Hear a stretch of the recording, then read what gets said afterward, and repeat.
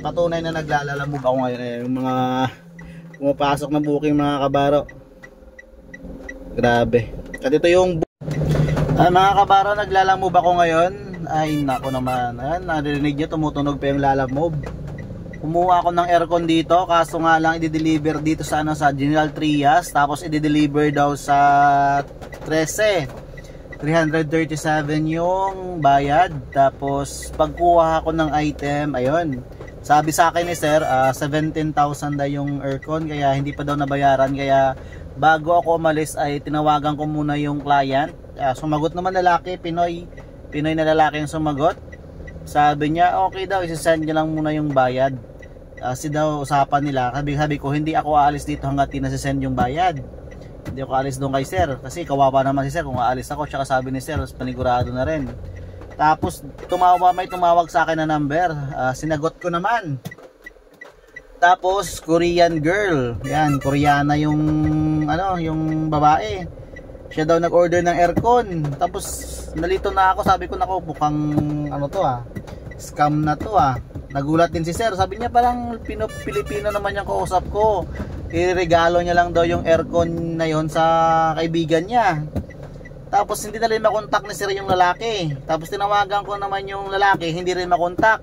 Tinawagan ko ngayon yung babae, yung Korean girl. Tapos ayun, sabi niya na-set niya na daw yung bayad, kalahati daw ng payment. Tapos yung kalahati pagdating ng aircon doon sa location. Tapos tinanong ko kung saan yung location niya. Aba, nag-send ng location, nasa Cebu pala siya mga kabaro. Nako, grabe. Nasa Cebu yung location niya, dito ako sa Cavite. Kaya sabi ko, ma'am, sorry to inform you that maybe na-scam tayo. Yun, na-scam siya ng kausap niya. Korean guy daw yung kausap niya. Pero sa tingin namin ni kuya, ni sir ng client niya, ng may-ari ng aircon, ay nagpanggap lang na Koreano yun. Sasabi ni ma'am naman, di naman niya nakausap, sa chat niya lang nakausap. Through chat lang daw. Yung sinesend ni sir na picture dun sa lalaki, sinesend din na lalaki dun sa Korean girl. Kaya ayun, na-scam kami.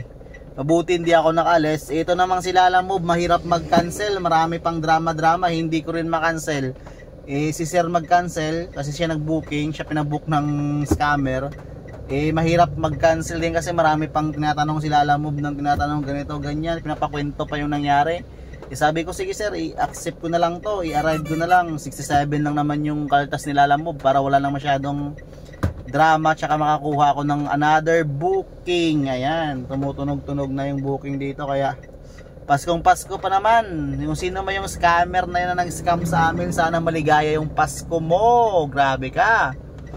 Kawawa yung mga Pilipino na ini-scam mo, mga foreigner.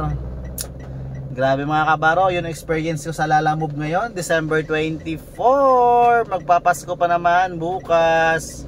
Kaso lang na-scam tayo.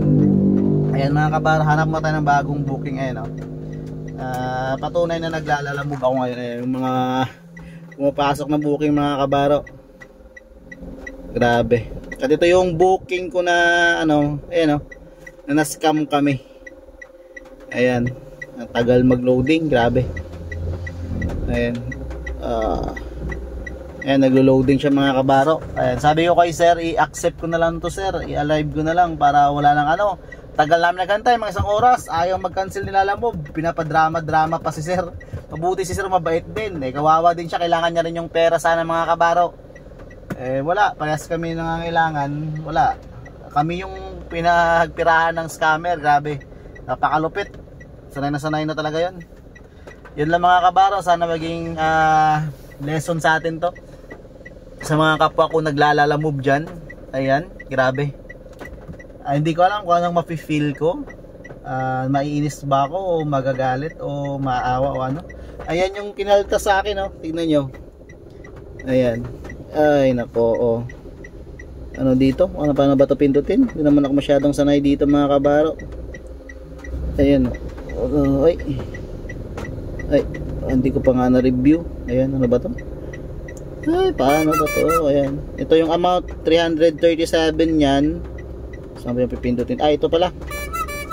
Ayan, 337 yung by booking niya, delivery fee 247. Ayan, may kaltas sa 67 pesos. 0.40. 269 na lang yung sa akin. Hindi ko na kinuha yung mga kabaro. Ayaw din cancel nila move eh. Ang tagal mag-cancel. Sabi ko kay sir, sige sir, wag na. Banat na lang natin to. Yan nangyari, banat talaga. Mga kabaro, lesson learned talaga. Hanap tayo ulit panibagong booking. Let's go!